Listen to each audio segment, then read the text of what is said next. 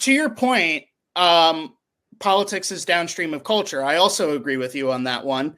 And I think that cultural debate has mostly been had. I think it's still far too early to declare victory, but the aggressiveness with which these anti-speech proposals at a governmental level have been advocated for or pushed for or openly deliberated in the past 2 or 3 years, especially, has gone down quite a lot.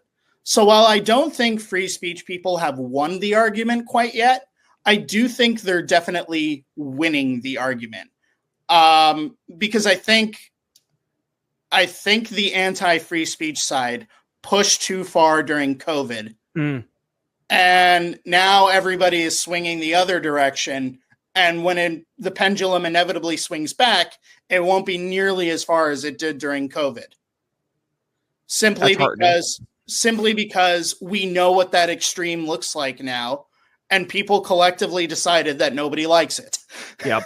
Yeah. Well, and I guess that right there, that is the optimism we can take from today's show. I've been playing devil's advocate on purpose for today because these are the questions that people are asking, right? And the very real concerns that we're seeing people have, especially in the political right, because I mean, I don't know if it's like PTSD, but we all went through COVID and we saw what happened firsthand. I still can't post certain videos on my YouTube for fear of my YouTube being completely nuked. And I have over 14.6K subscribers over there. So like when I have a controversial episode, I'm only going to X because I know that I felt the ban hammer back during COVID. I got the, your content is potentially damaging and dangerous. I'm like, what?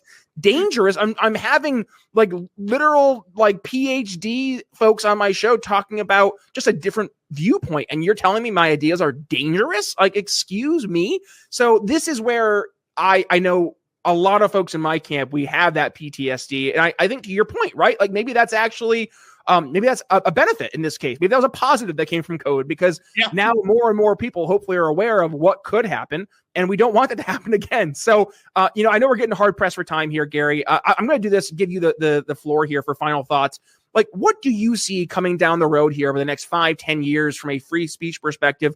Do you see us as a society becoming more and more open and embracing of free speech mentality and values and principles? Or do you see almost in the Star Wars perspective, the Empire Strikes Back? Will we see the censorious, and not even left, but the censorious right and left strike back and try to quell free speech? What are your thoughts there as we wrap things up today?